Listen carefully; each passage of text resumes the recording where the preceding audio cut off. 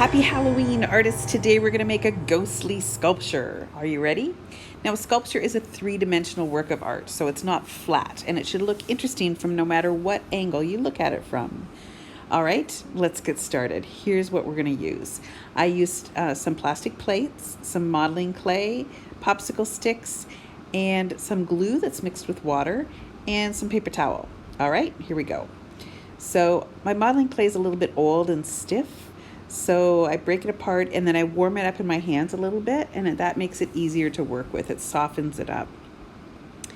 Once I have just sort of a soft blob, I'm going to press it down into the plate so it sort of sticks to it. Now what we're doing is we're creating the base or the underneath structure of our ghost, and that structure is called an armature. Now I've already glued my popsicle sticks together with a hot glue gun just to save a little bit of time here. And once I've done that, it is time to make our ghost's head. So I take the rest of the modeling clay, and again I need to warm it up a little bit to work with it.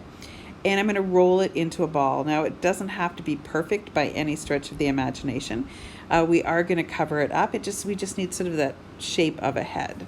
So I plop that on top of my popsicle sticks. It looks a little bit like a wonky tree. Now I'm going to take my paper towel. I'm leaving it whole, and I'm dipping it into my mixture of glue and water. It's really drippy, so I try to sort of squish some of the extra liquid out of the paper towel before I put it on my armature. It's going to be drippy, that's why we have the plate there, but we don't want it to be too drippy. Now you can sort of play around with where you want the paper towel to sort of sit. We want it to be sort of floaty and ghost-like.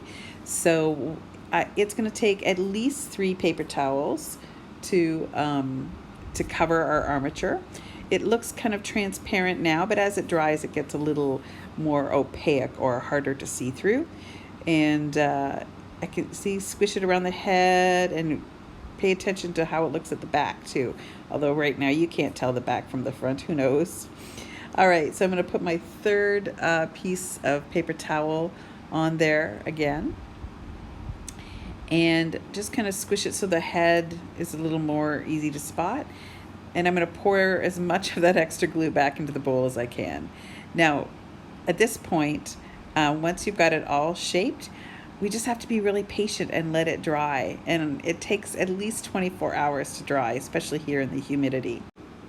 Now, once he is dry, he'll be nice and hard, and we can draw a face on him then. Maybe use some googly eyes for a face. That's up to you.